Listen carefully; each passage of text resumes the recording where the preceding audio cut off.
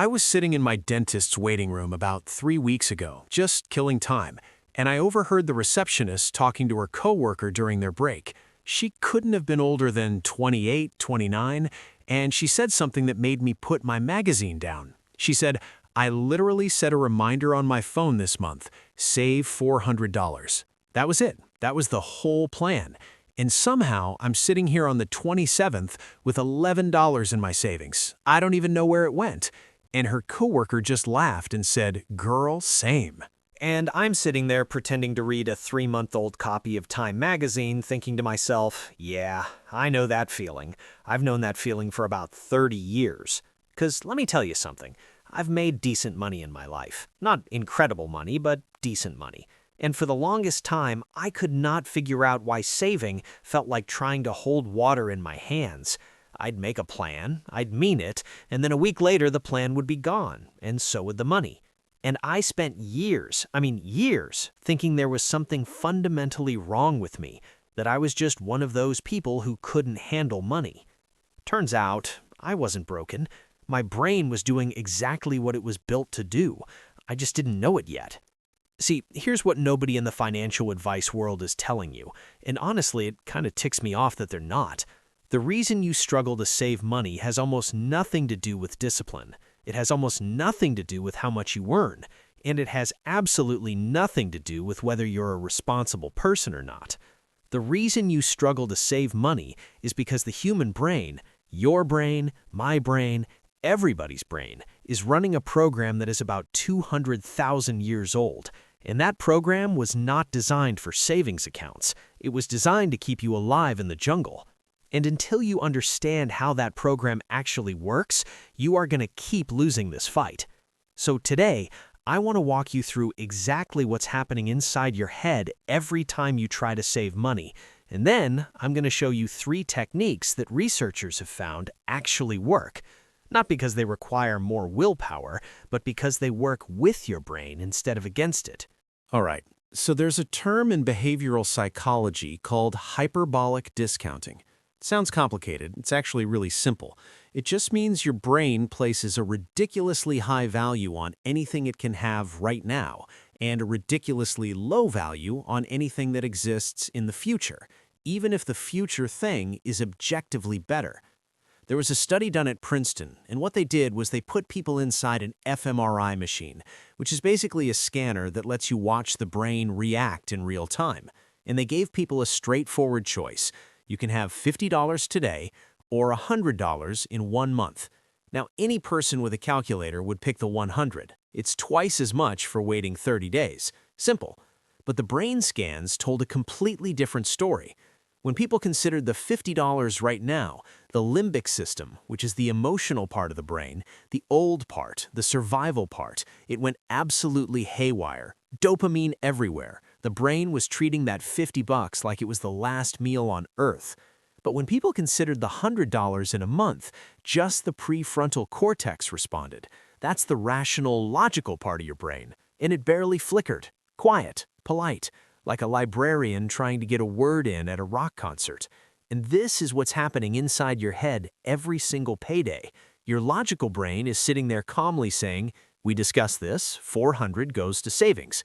And your emotional brain is already halfway to Amazon going, "But look at this thing, you need this thing, you've earned this thing."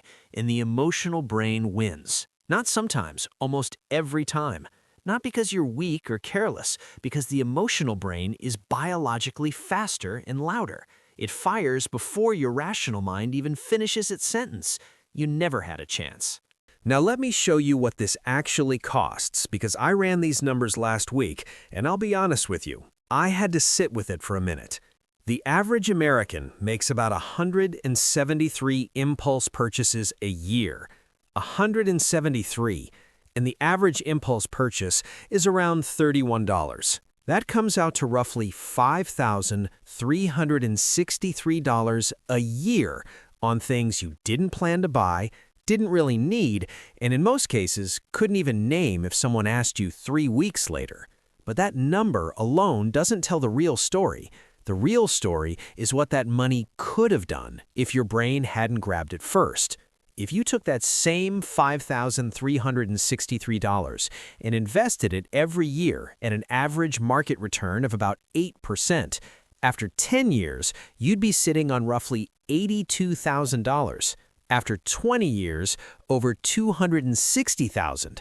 After 30 years, you're looking at more than $600,000. $600,000, not from some genius investment strategy, not from a six-figure salary, just from the impulse purchases, the stuff your brain convinced you that you needed at 9:30 on a Tuesday night while you were scrolling on the couch.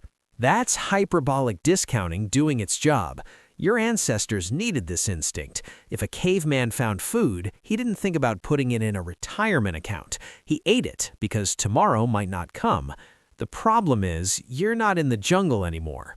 Tomorrow is coming, and so is 65, but your brain never got the software update. So how do you deal with a program that evolution spent 200,000 years installing? You don't fight it. I've tried fighting it. Doesn't work. You learn to work around it. And here are 3 things that behavioral researchers have actually tested and proven to make a difference. First one, make your future self feel like a real person. Now this sounds strange, but hear me out. There was a study at Stanford where researchers had people look at digitally aged photographs of their own face before making financial decisions. And the people who saw what they'll look like at 70 saved 68% more than the people who didn't. 68% just from looking at a picture. And the reason is almost unsettling. When your brain thinks about you 20 or 30 years from now, it activates the same neural regions as when it thinks about a complete stranger. Your brain literally does not recognize your future self as you. So of course, you don't save for that person. Why would you? You've never met them. The fix is simple. Take a photo of yourself, run it through one of those aging filter apps, and put it as the lock screen on your phone. Now, every time you reach for that phone to make a purchase, that 70-year-old version of you is right there looking back at you. It's a small thing, makes a real difference. Second, the 10-second pause. Before you buy anything you didn't plan on buying, you stop for 10 seconds and ask yourself one question. If somebody offered me this item or the cash equivalent right now, which one would I take? That's it. 10 seconds, one question. What you're doing is giving your prefrontal cortex, the logical brain, just enough of a head start to actually compete with the emotional brain. Because remember, the emotional brain isn't smarter, it's just faster. Slow the race down by 10 seconds, and the logical brain has a fighting chance. Third, and I'll tell you right now, this is the one that actually changed things for me. Automate everything. Set up an automatic transfer that moves money into your savings account the instant your paycheck arrives, before you check the balance, before you open a single app, before your emotional brain even registers that money showed up. Because here's the truth, you cannot spend what you never saw.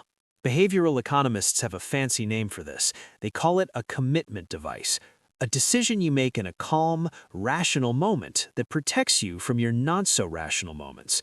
And if you're honest with yourself, you know you have those moments. We all do. That's not a character flaw. That's just being a human being walking around with a 200,000-year-old brain. Look, I wasted a lot of years feeling bad about myself because I couldn't do what every financial article made sound so easy. Just save more, just spend less, just be more disciplined.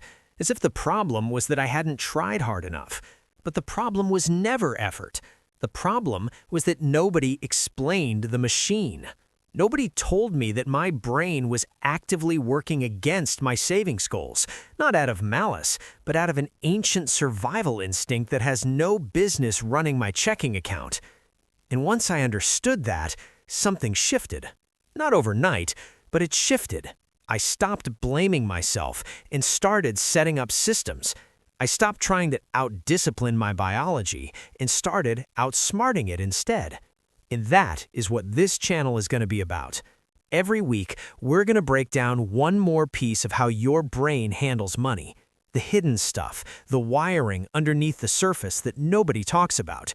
Because the most powerful financial tool you have isn't a spreadsheet. It isn't a budget app. It's that tired, overworked 3-pound organ sitting between your ears, and it's about time you understood how it works. If this gave you something useful, subscribe. I'll see you in the next one.